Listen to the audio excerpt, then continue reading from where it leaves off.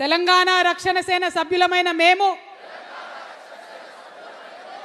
భారత రాజ్యాంగం ప్రసాదించిన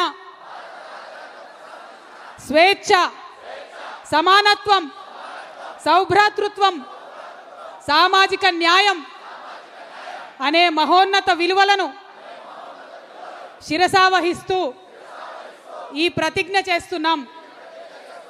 శతాబ్దాలుగా వివక్ష, అణచివేత, అసమానతలకు గురైనటువంటి దళితులు, గిరిజనులు, ఆదివాసీలు, వెనుకబడిన వర్గాలు, మహిళలు, మైనారిటీలు మరియు ప్రతి అణగారిన పౌరుని సమగ్ర అభివృద్ధి, సాధికారిత కోసం కంకణబద్ధులమై శ్రమిస్తాము.